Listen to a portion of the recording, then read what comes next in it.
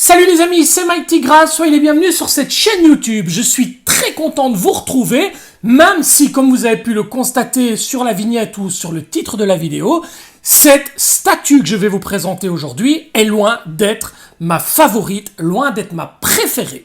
Je rappelle tout de même quelque chose de très important, lorsque je vous réalise une vidéo, lorsque je vous donne mon avis sur un produit, il s'agit avant tout de mon avis personnel. Vous n'êtes pas obligé d'avoir exactement le même, vous pouvez très bien différer et avoir votre propre avis. Cette vidéo n'a pas pour but de vous casser le produit, mais bien de vous donner mon ressenti réel face au produit que je vous présente. Et en l'occurrence aujourd'hui, il s'agit du Canon. Non pas des Gémeaux, mais Canon du Dragon des Mers, le Sea Dragon, du chapitre Poséidon dans sa version Tsume Ikigai 1/6. Quand Tsume nous annonce une version Ikigai de Canon, d'office on a la tête en ébullition. Canon, personnage charismatique, emblématique, d'autant que s'il est casqué, ça envoie du lourd mais total, c'est un personnage qu'on ne peut absolument pas oublier si on est fan de Senseiya. Pour ma petite histoire personnelle, il y a 3 personnages que j'affectionne vraiment très particulièrement dans l'univers de Senseiya. Mon premier, vous le savez, c'est Ikki du Phénix. Mon deuxième, c'est Canon, tout simplement. Aussi bien des Gémeaux que du Dragon des Mers. Et le troisième, c'est Radamantis. 3 personnages vraiment très durs, très sévères, très emblématiques de la série. Et donc, la précommande arrive, le personnage nous est dévoilé, et là, c'est la grosse douche froide, d'autant plus que je possède déjà la version de chez Fox Studio, une version qui est quand même plutôt pas mal réussie, aboutie. On a droit au personnage casqué et non casqué, donc c'est quand même sympa. Je découvre la version Ikigai de Shitsume, et là, vraiment, grosse déception. Mais, je ne m'arrête pas à ça, je me dis, je vais quand même la voir devant les yeux, je veux quand même la découvrir, et une fois que je l'aurai découverte, je pourrai avoir un avis plus objectif. Inutile de vous dire que lorsque j'ai reçu cette statue, je l'ai montée directement pour voir si mon avis avait changé, et là, c'est totalement pire les amis, et pour découvrir le comment du pourquoi et le pire du pourquoi, je vous invite à rester connecté sur cette vidéo, on lance le générique et on découvre tout ça ensemble parce qu'il y en a des choses à dire sur ce personnage. Dans cette vidéo, on fera également un petit visu avec le Poséidon Ikigai juste à côté, mais également une comparaison avec la Fox Studio et vous allez voir que le titre de cette vidéo est largement justifié en ce qui me concerne tout au moins. Les amis, on lance le générique et on se retrouve tout de suite après. C'est parti, générique.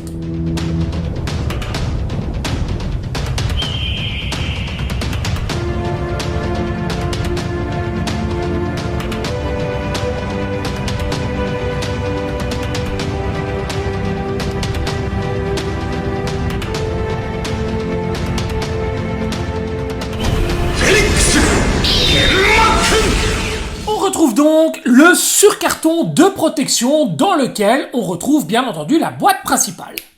Boîte principale totalement identique à ce qu'on connaît déjà pour les versions Ikigai.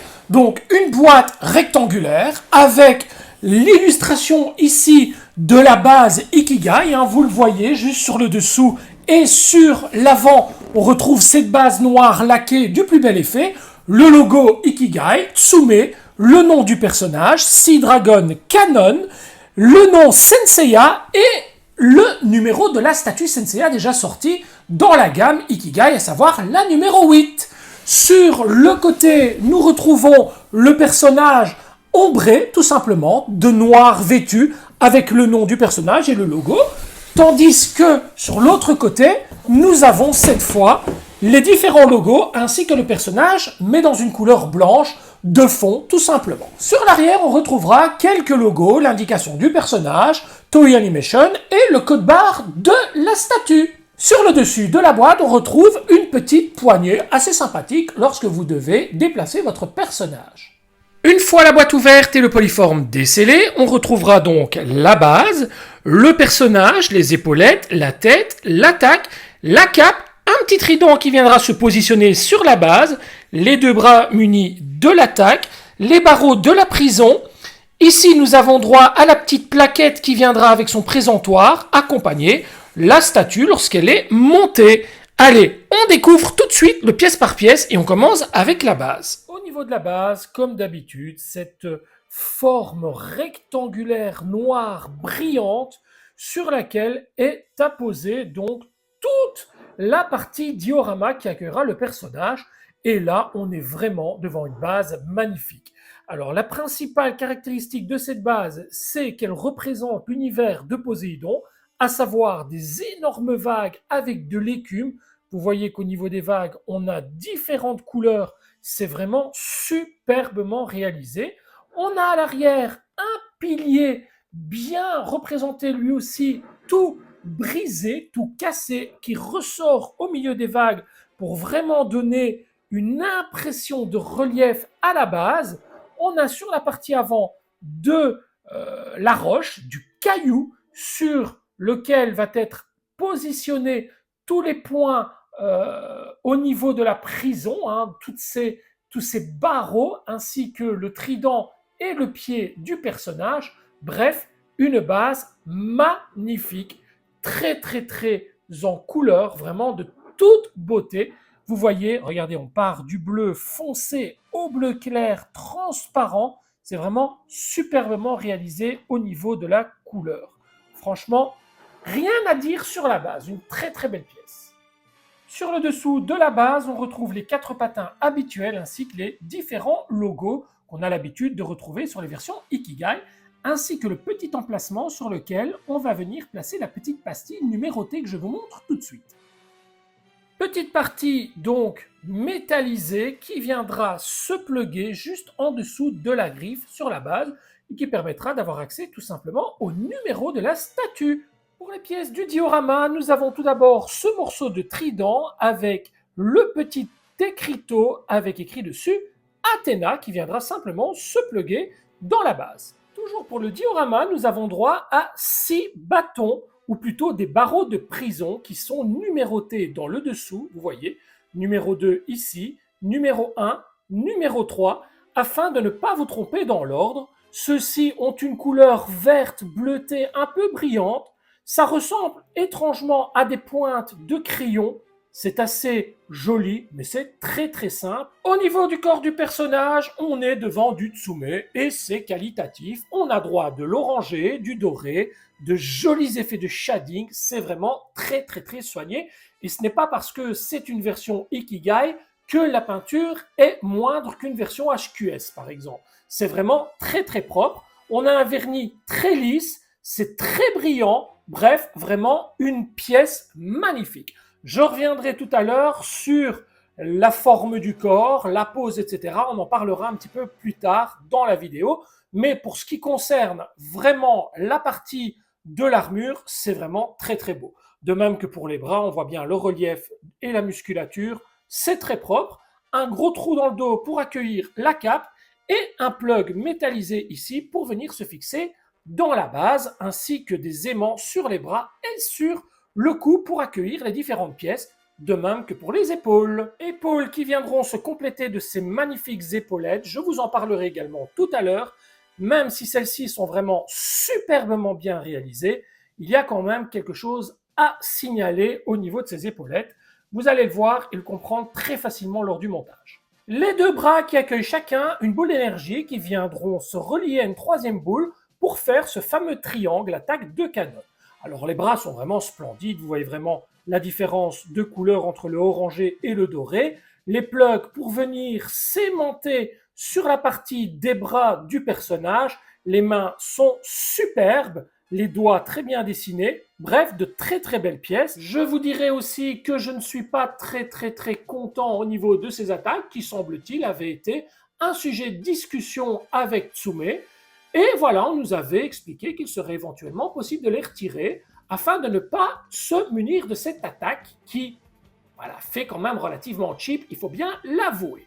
On en reparle tout à l'heure, les amis. La pièce qui viendra compléter l'attaque avec cette même boule juste au-dessus pour effectuer ce fameux triangle d'énergie. On en reparle un peu plus tard également.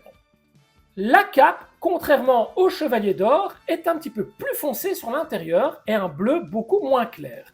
Sur l'extérieur, on conserve ce blanc avec ses effets de shading noir de toute beauté, tandis qu'ici, voilà, ça donne vraiment une couleur un peu plus prononcée. Très très très joli cap. La tête de Canon, que vous dire les amis? Oui, la chevelure est très bien réalisée, c'est très très propre, hein, regardez. On a droit à des mèches de cheveux de toute beauté, c'est super joli. Par contre, si je ne vous dis pas qu'il s'agit de Canon, comment le deviner les amis? Voilà, Canon, un personnage aussi charismatique, n'aurait-il pas mérité un visage un peu plus joli, tout simplement. En plus, j'ai l'impression que cet œil-là est moins bien réalisé que le personnage louche, un strabisme. Bref, vraiment, mais vraiment pas le plus beau visage à ce jour en matière de statue Shitsume. Je vous montrerai tout à l'heure la version Fox Studio juste à côté et vous allez comprendre pourquoi je suis aussi déçu. Alors, pour nous faire un Canon avec une tête pareille, pourquoi ne pas nous le faire avec un casque et un visage ombré? Ça aurait été vachement plus charismatique, emblématique, comme je le disais en début de vidéo. Bref, une grosse déception pour cette tête que je qualifierais vraiment pas de parfaite, loin de là. Et enfin, le petit présentoir qui accueillera le certificat d'authenticité de la statue avec son numéro, à savoir le 139 sur 2000 exemplaires. On procède tout de suite au montage et on assemble immédiatement la cape de Canon dans son dos. Ensuite, il suffit de venir placer le pied du personnage dans le trou prévu à cet effet. On peut placer le trident et les 6 barreaux de la prison en commençant par le numéro 1 dans le premier trou, le numéro 2, le numéro 3, le numéro 4, le numéro 5 et enfin le numéro 6. On poursuit avec les épaulettes qui auraient dû être beaucoup plus droites comme ceci. Malheureusement, une fois qu'on les laisse aller aisément dans le personnage, elles redescendent beaucoup trop basses. Pour moi, voilà, ça gâche tout le plaisir du personnage. On place les bras. On place la tête. Et il nous reste l'attaque à venir placer dans les 2 boules sur les bras du personnage. Alors moi, ça c'est vraiment le truc que je trouve affreux. Mais une fois encore, on débriefe de tout ça une fois le montage terminé les amis. Voilà ce que ça donne une fois l'attaque de montée. On vient ajouter la petite plaque numérotée sur son présentoir et notre statue est totalement montée. Il est temps pour nous de faire le tour et de la découvrir avant de nous retrouver pour débriefer de ce personnage. C'est parti.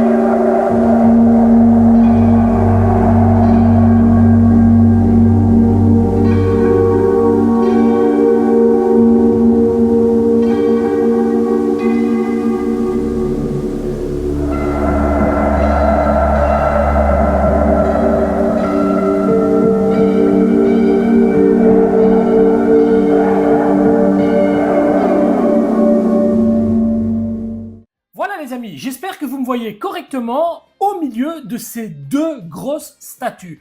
Car oui, il s'agit pour moi de 2 grosses statues, et plus particulièrement ce Canon qui est quand même vachement gargantuesque. Il faut quand même bien se le dire.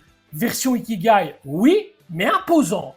Vous le voyez, c'est flagrant. La base est beaucoup plus large déjà au niveau de la plaque typée Ikigai, comparativement au Poséidon.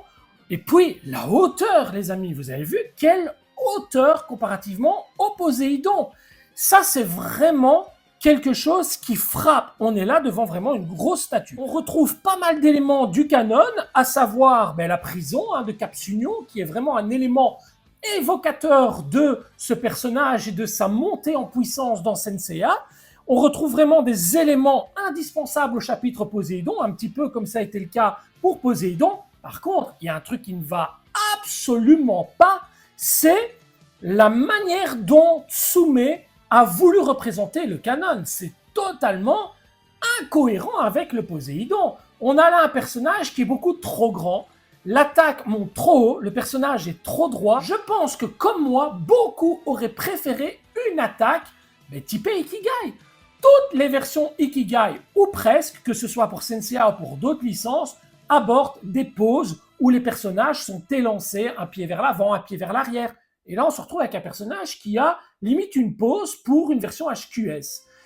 Et moi, ça me dérange un petit peu dans le sens où ce canon perd vraiment tout son charisme. On a l'impression qu'en fait, Poséidon est un sous-fifre de canon lorsqu'ils sont posés l'un à côté de l'autre. Limite, on trouverait Poséidon comme ça, avec son sceptre en main, son trident en main. Je dis pas non, mais pas canon quand même. Voilà, il y a un truc qui me dérange, vraiment dans la disposition du personnage. Alors, autre chose, le corps du personnage est ultra fin, ultra mince. Regardez la taille de ce personnage, il est rectiligne. Le fait qu'il n'ait pas une pose justement dynamique et une pose droite lui donne encore plus de minceur. Il faut savoir que Kanon, quand même, est un sacré costaud. Le bougre, il a une sacrée armure. Je vous montrerai la statue de Fox Studio tout à l'heure. Il a des cuisses comme des cuisses. Il a une taille comme une taille. Et puis, voilà, là, on dirait un gringalet dans une armure. Et malheureusement, les épaulettes beaucoup trop basses ne corrigent pas cet effet de minceur. Limite, les épaulettes auraient été légèrement plus droites, ça aurait été un peu plus cohérent.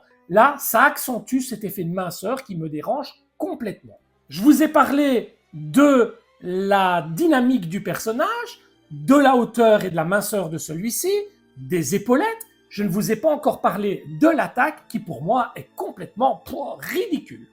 On a une attaque digne d'un jongleur. On a l'impression, ça ne représente absolument pas l'attaque triangle bien connu de Kanon. Là, on est vraiment devant un mec qui joue avec des oranges ou que sais-je, des légumes, des fruits, je ne sais pas. C'est horrible. C'est hyper cheap à souhait et ça ne ressemble à rien.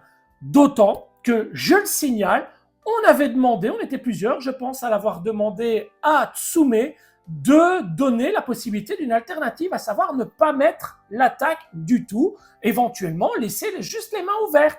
Ça aurait amené quelque chose de différent. Déjà, on aurait pu le mettre dans une vitrine de type Seos, ce qui n'est pas le cas parce que la statue monte beaucoup trop haut. Vous pouvez toutefois retirer la partie supérieure et laisser juste les boules dans les mains, mais bon, c'est quand même ridicule d'acheter une statue et de laisser des pièces dans la boîte. Mais franchement, cette attaque, pour moi, c'est un gros zéro. Je jongle avec 3 boules comme le canon.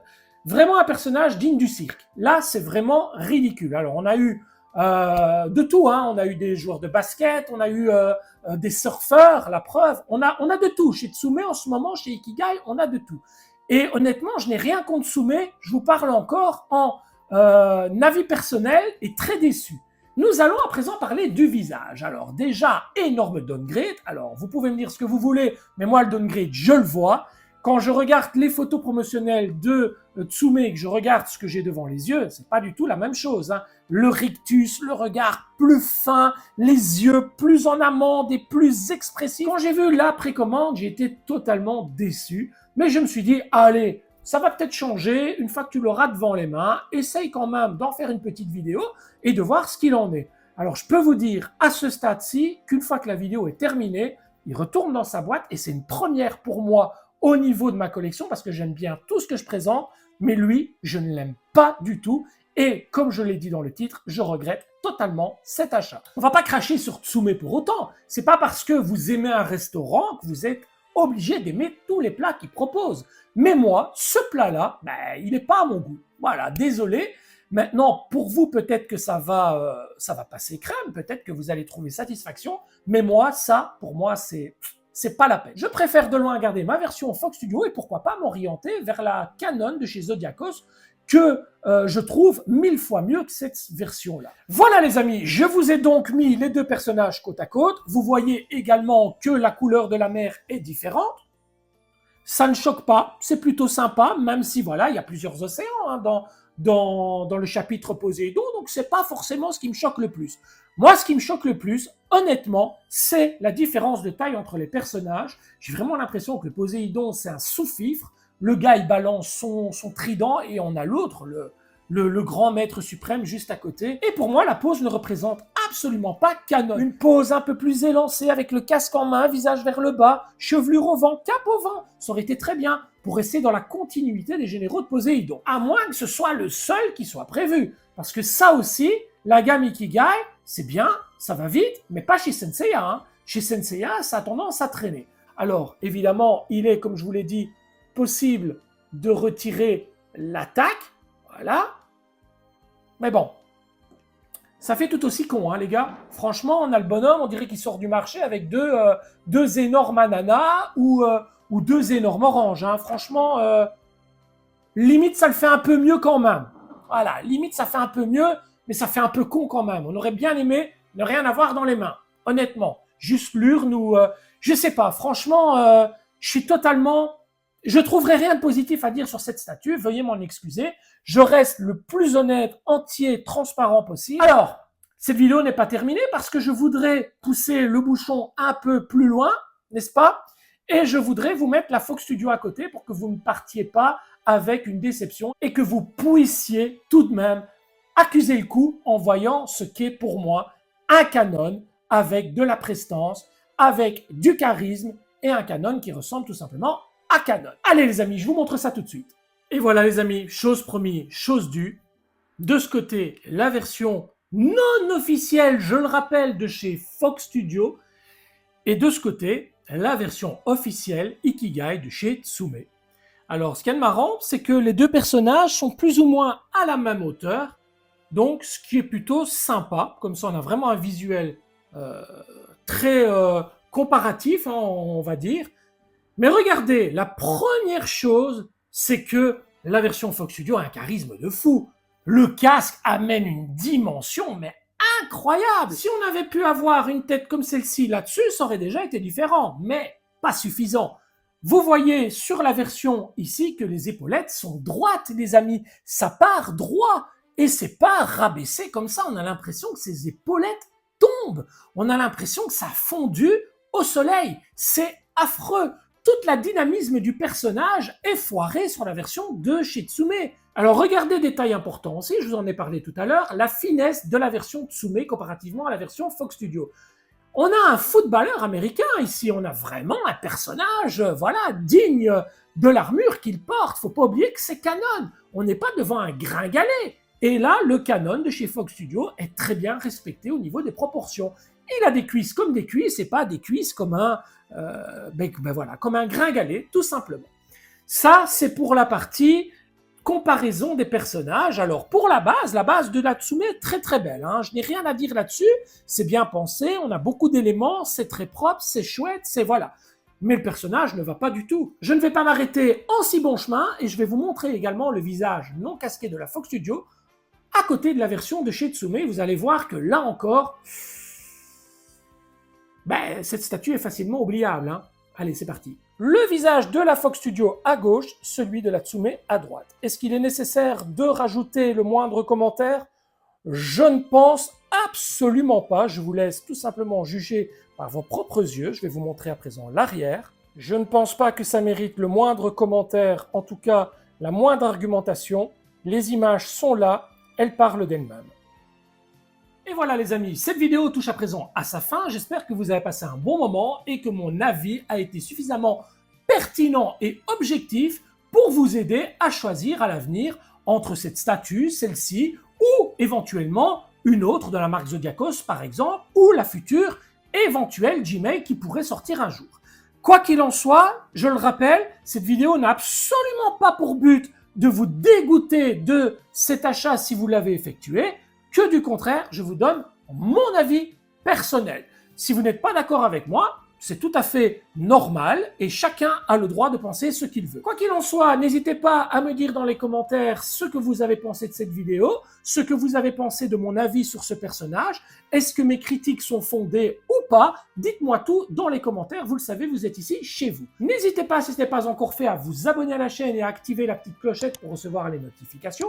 Laissez un pouce et comme je viens de vous le dire, un commentaire. Ça me fera plus que plaisir de voir que je ne suis peut-être pas le seul à penser ça de cette statue. Collectionnez heureux, prenez soin de votre famille et de vos proches, c'est là tout l'essentiel. Je vous dis à très vite pour une prochaine vidéo. Ciao, ciao. Avant de terminer cette vidéo, j'ai voulu tester le personnage en vitrine Seos et comme je m'en doutais, il ne rentre pas si l'attaque est parfaitement mise dans les mains. La petite astuce consiste à tout simplement accrocher de ce côté l'attaque tandis que l'autre côté, vous le laissez simplement poser sur le côté. On n'y voit rien du tout, ça reste propre. L'attaque n'est plus forcément centrée au niveau de la tête, mais en tout cas, ça vous permet de mettre l'attaque en vitrine si vous le souhaitez vraiment. Sans quoi, il faudra vous en passer tout simplement. Allez, salut les amis!